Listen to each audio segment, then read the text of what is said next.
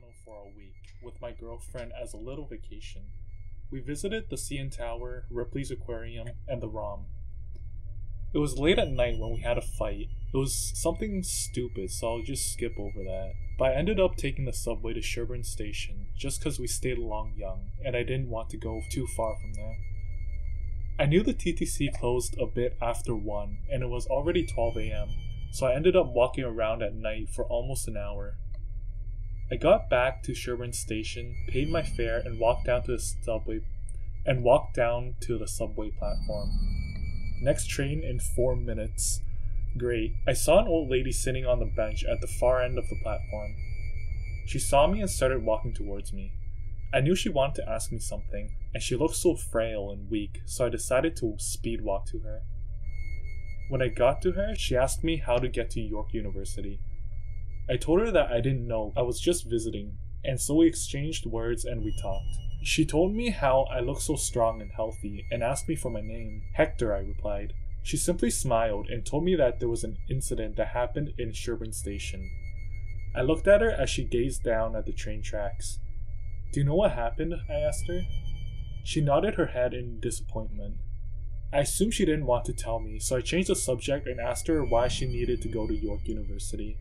She told me with a smile that her grandson is graduating. I congratulated her, but then her smile changed into a frown. I've been trying to reach York University since forever. I looked confused as the train slowly approached. The train approached and I walked in first. I looked back to see if she needed any help, but no one was there. I looked over at the nearby doors, but still, no one. The train was completely empty. It was only when I got home to search what the Sherburne incident was. There was news coverage of a frail old lady being pushed accidentally onto the train tracks during the rush hours just before the train approached. Sadly, she didn't make it.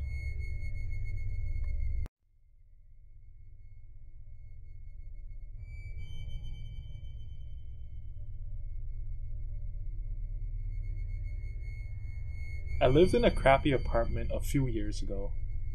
Under me, there lived a family, a father, a mother, and their 14-year-old kid. I never really got close to them, and I'm glad I didn't. There would be times when I would wake up in the middle of the night and hear yelling. The kid would scream things like, "I'm gonna kill you, you're the worst parents ever, I'm gonna cut your throats," to explicit and detailed things like, "One day you're gonna be chopped into pieces and cooked," or, "You better defend yourself, 'cause soon you're gonna be my fucking meal."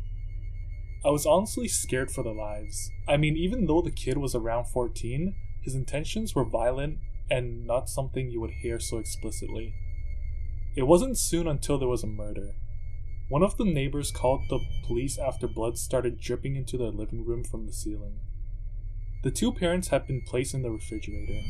The police had found their bodies cut into pieces.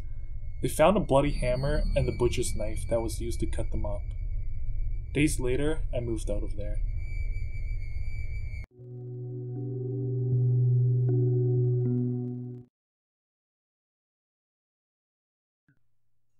I'm going to start this off by letting you know I have terrible grammar and punctuation. Now on with my story. I moved to this house not too long ago, maybe a year. But ever since the first night, I've never felt right here. I remember this so vividly, but my nephew came over since it was my first time sleeping here, and he knows about my stupid fears of moving into a new home. We are about the same age. We stayed up pretty late, maybe like 3 a.m. or somewhere around that. He fell asleep first, and I popped in the only movie I had that just so happened to be Paranormal Activity. I couldn't sleep, it just didn't feel right. The house kept creaking, but I kept telling myself, "Don't worry about it, man. You're okay." Then I heard the piano in the living room being played, and my heart skipped a beat.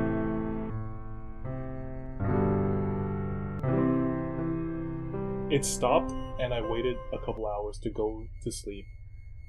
By then, it was already 6 a.m. The next day I woke up and my nephew was gone. He lives right next door and wakes up pretty early, so I didn't expect to wake up and him be there. I left my room and seen my brother cleaning out the hallway closet, and we started talking about school and whatnot.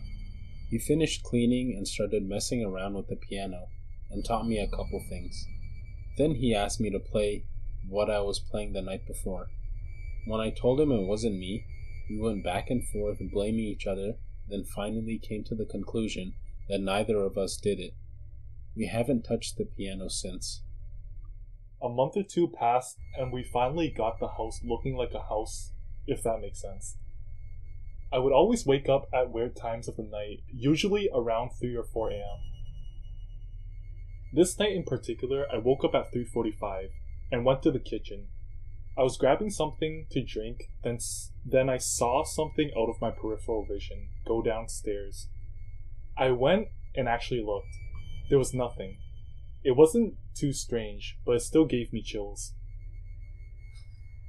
A while later, our landlords came by, and I was the only one home, so I let them in and made small talk. Just for shits and giggles, I asked if anyone had ever died here, and his wife, Jan, got really uncomfortable. Right there, I should have packed my shit and left. Then her husband, George, pulled me aside and told me we could talk later because it upsets his wife. About an hour later, he called me to the basement and told me Jan's best friend shot himself down there. I froze and felt the coldest air go down my neck. It was unreal. I did my best to forget about that, and I eventually did until my friend Shay came by. He's a weird dude. He and I were talking, and we heard the creepiest sounding voice in the basement. We went down there to check it out, and we found a tape recorder hidden in this little cubicle on the wall. It wasn't clear what it was saying till we sat down and listened for a while. It was a man apologizing over and over and over, and each time it got more and more distorted. I explained to him how someone committed suicide in the basement, and all he said was, "Cool." He took the recorder home to play it while he used his Ouija board. I haven't heard from him since. A week passed, and I was on my usual trip to the kitchen at 3 a.m., and I saw the light flickering, and I took a look downstairs. I regret ever doing that. I seen him. I fucking seen him. He stood there looking down and slowly started looking up, and as soon as we made eye contact, the light turned off completely and he was gone. I'll never get his lifeless stare out of my head. The only reason I'm writing this is because what happened last night. I have a big mirror in my bedroom and a computer chair sitting right in front of it. I was awake, but I couldn't move at all, and I seen him walk in my room and sat down, staring at himself in the mirror. I could see the mirror, and the way he was looking at himself was fucking terrorizing. He turned the chair around and looked in my eyes and started screaming. I jumped up, and it was gone. Everything was back to normal. I know he's in my room. I can feel it. If anything else happens, I'll update this. I have a feeling this is just the beginning.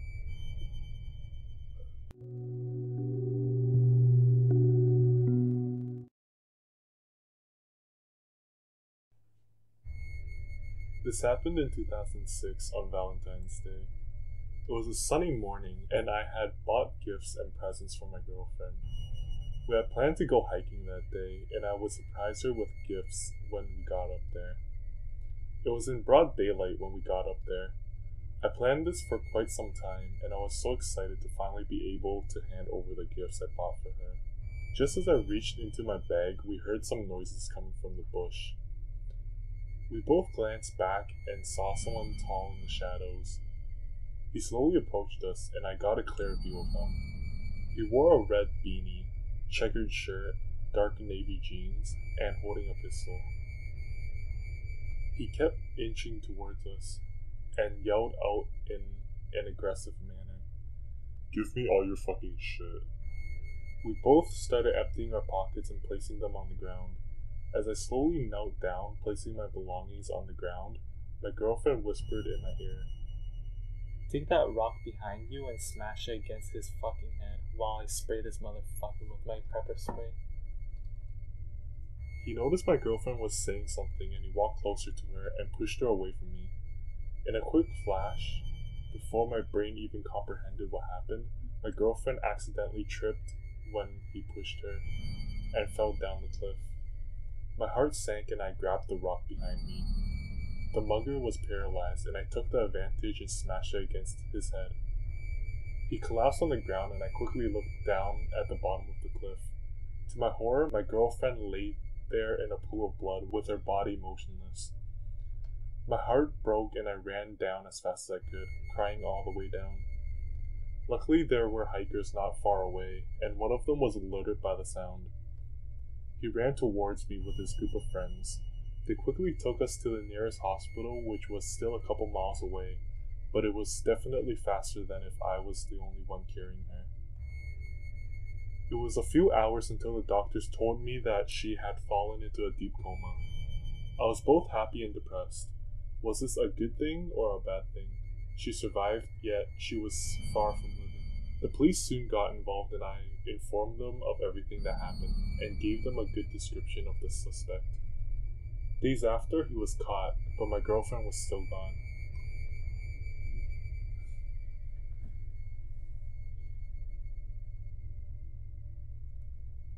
I've been living alone for the past few years. I've always thought of dating, but never really had the courage to talk to women ever since the death of my wife. She passed away in a car accident on Valentine's Day. She was driving home one night when a drunk lunatic smashed right into the side of her car, T-boning her. When I think of it, it only makes me depressed. I have a young kid. She was only 3 years old when she lost her mother.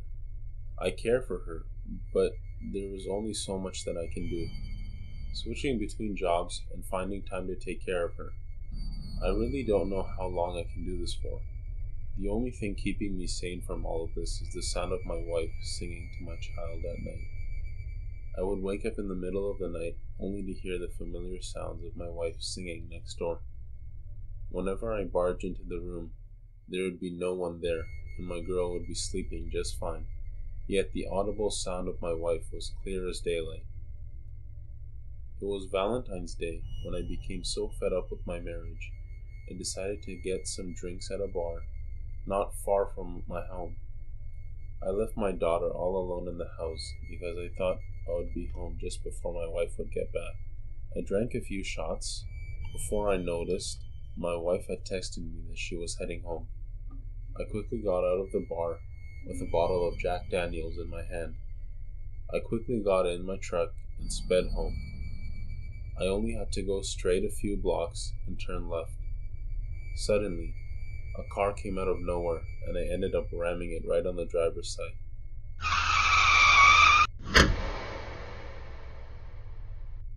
Before anyone was able to witness what I had done, I darted back home, thinking that I would be able to get home before my wife gets back.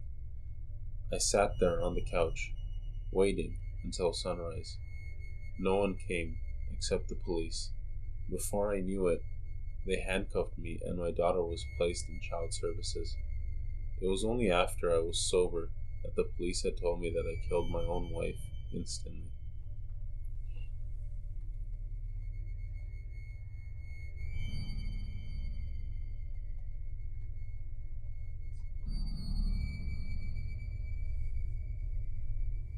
Hi, I'm Cody. That's what they used to call me. I will miss all my friends that I have known for the past few years. I hope they forgive me. I've done some truly unforgiving things in this world that I am not proud of. It happened so fast. All the things that I've done flashed before my eyes as I continuously stabbed and hit them. Meat. All I can think of was meat. When one person dies, another one will be born. Why kill animals when you can kill people? The human population always increases regardless, but the animals we eat never have a proper life. I always found humans to be more desirable than animals. They have such tender meat. It started off with my girlfriend. It was Valentine's Day, and I was planning on cooking for her. I wanted to impress her with my cooking, but all she did was complain about how the meat tasted terrible, and how we couldn't just eat at a fancy restaurant.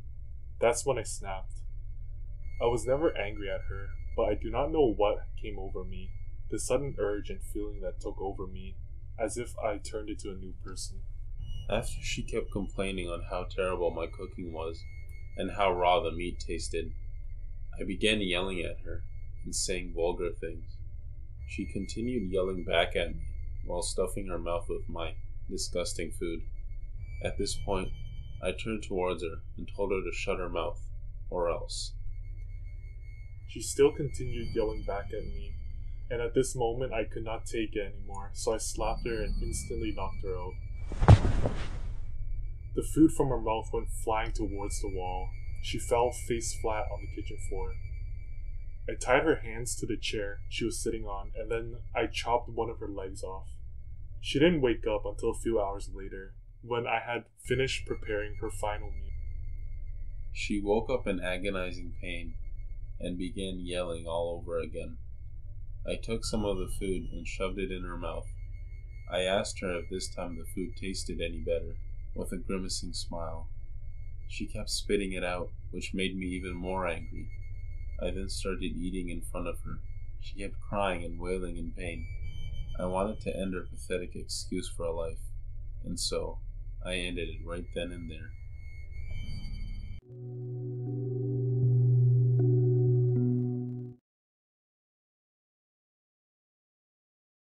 I remember that this happened when I was a teenager. My family likes to move around a lot, and it was tough on me. I had to transfer from school to school, and making new friends during high school was tough, nonetheless. This was our 5th house that we moved into, and I was a sophomore in high school. At first, nothing really happened. Noises here and there, but really nothing too severe for us to move out of the house. It was 2 o'clock in the morning when I heard a bang near my window. I thought of it as the branches of a tree outside my window being blown against it. But the next night, I heard something from downstairs in the kitchen. Pots and pans were hitting each other as if someone were playing with them. This woke up my parents and my younger sister, and we all went down together to investigate. We found out that all of the pots and pans were on the floor and the cupboards were all open. This never happened ever again, and we never thought of it. We slowly forgot about it. However, one night, I awoke to hearing what sounded like 2 little girls singing downstairs, again in our kitchen. I got up to check if my sister was still in her bed or if she was the one making the noise. I went into my parents' room to tell them to check it out, but their door was closed and locked. As I faced the staircase, I heard a voice. Go back to sleep. I freaked the fuck out and ran back in my room. I hid under the covers until I fell asleep. The next morning, I woke up with a scar on my upper thigh. My mom noticed it and asked me where I got it from. Honestly, I didn't know what to tell her, so I changed the topic and told her that I heard some noises from downstairs. She told me that I was hysterical because I was stressed from the new high school. I knew my mom wouldn't understand me if I simply told her that something unusual gave me the mark. To be completely honest, I didn't even know where it came from. I just knew it hurt from time to time. The next night, my parents took my sister to check the doctors because she had a strange illness and flu that stuck to her since we got here. At that point, I knew it might have something to do with the scar that was on my body. I stayed home to protect the house from any intruders. It was good for me because that meant I could play any video games I wanted. However, I somehow started watching videos about demons, exorcisms, and poltergeists. In the middle of the video, all my electricity went out. I was scared now. I was all alone at home. Out of nowhere, banging came from my sister's room and pots and pans started hitting each other. I closed and locked my door and put my headphones on to listen to music. At first, my phone battery was at 99%, but it suddenly dropped like crazy. Not even 5 minutes passed when my phone completely died. It might have been the temperature of my room because it felt ice cold, but this has never happened before. I took off my noise-canceling headphones and heard a blood-curdling scream of a lady in agony. She kept yelling at the top of her lungs. Get out. I heard dishes being thrown aggressively against the door and glass shattering constantly. At this point, I knew this house was filled with evil spirits, and I couldn't do a thing except cover my head and sob. I had to wait until my parents got back. I jumped into bed and covered my head with my blankets. I lied there, not knowing what to do. Suddenly, all of my blankets flew off of my bed and I saw her. A demon floating above my bed with devilish eyes, dressed in all black. She looked at me with blood dripping down her mouth. She whispered, Leave before it's too late. I woke up beside my mom. She sat beside me on my bed, looking all concerned. She asked me what happened to my arm, and as I looked towards my arm, I saw a terrible gash, as if someone tore up my arm. It was broken. I looked at my mother and told her everything. She told us that ever since we moved, she had nightmares about a witch imprisoning children. Furthermore, the doctor told my mom that my sister had a regular cold, but my mom knew it was something out of this world, something paranormal. The next few weeks we moved to our aunt's place until we could get rid of this house.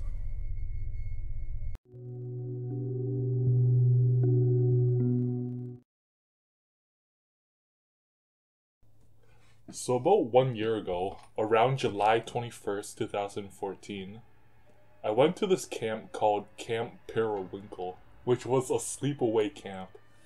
The camp was desperate for people to come because normally most people I know hate sleepaway camps and rather post Instagram and Snapchat pictures. Some of my other friends just played video games all day, but I was convinced, so I went there and was put in a cabin with some other people. The cabin was nice enough to have a clean bathroom but no doors for privacy, so occasionally if you took a shit somewhere, someone might open the curtain to see you.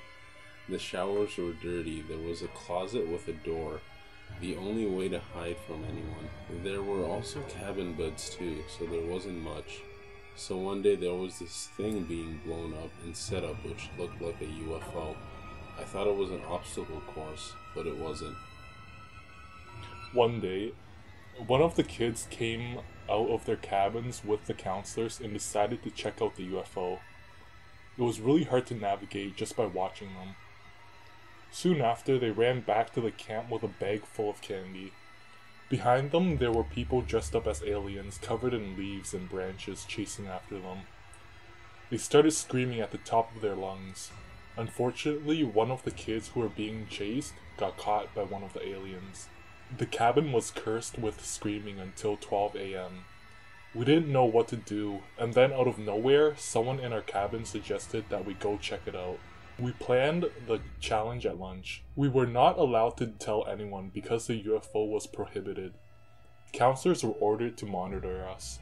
I was hoping the aliens were kids in costumes, but they weren't. Instead, they were 6 feet tall adults. When we started our raid, there were 2 groups, the invaders who would invade the blown up ship, and the spy team who had to watch over and tell if any guards came. So I joined the invaders. Trust me, I was pretty brave, but most people chickened out and joined the spy team. So if you stayed in the cabin, you had to hide and speak through the walkie-talkie to tell us if anyone was coming. So we got started and we went out with our walkie-talkies. Someone was guarding the front door, but we waited until they took a bathroom break. We went inside to a red-lit room, and I was instantly sweating buckets. We found the bag of candy, so then I said, Ah, what a piece of cake. We picked up the bag, but then a machine started beeping. Then the lights switched off and it became completely black. Right out of the corner of my eye, I saw an enormous, ghastly-looking man dressed as an astronaut crawling on all fours, and aliens following behind him, making strange and creepy noises. They seemed to come out of nowhere. I was lost in the room since it was dark, but someone grabbed me by the arm, and we were out of there in a flash. 2 aliens came out and said, There they are, get 'em. They tripped over a trash can, which gave us more time to escape. One kid was missing. We knew he was caught or hiding, but we were almost done. So we completely forgot about him. We turned off the lights and we went to sleep. That's when I heard someone come in. I thought it was that kid, but we stayed asleep, not wanting to blow our cover if it was one of the counselors coming in. One of the kids felt someone rubbing their hair and laughing, so one of the kids took a table lamp and literally smashed it on his head. The guy was then knocked out, and we all had to call a doctor to get him help and an ambulance. So after he was picked up, we kept the bag of candy, but that wasn't the end. For some reason, they built the curtains outside of our cabins, so about 6 aliens came to the outside of our cabin at 12:30 a.m. and started knocking. One of our bravest counselors came to the door only for him to scream as a guy started banging on the window. At the end of the banging, one of the aliens stated that they will be back. Hours later, they didn't. We reported it, but other cabins didn't because they thought the alien screaming was funny. In the end, we got the kid back who was missing. While the counselors were chatting with the kid, he said that he was jumped by one of those people dressed as aliens, and one of them started to harass him. Hey Truly Horrific community. This will be a short video. We've been busy lately with schoolwork, so we apologize for not posting more videos. We are both in university and we are struggling with the amount of schoolwork we have. We will try our best to keep posting high quality videos. We have received many suggestions to purchase a better microphone, so we have just recently started a Patreon campaign. The link is down in the description if you are interested. Thank you for being a part of this community. Any amount is sufficient to reach our goal, and thank you once again.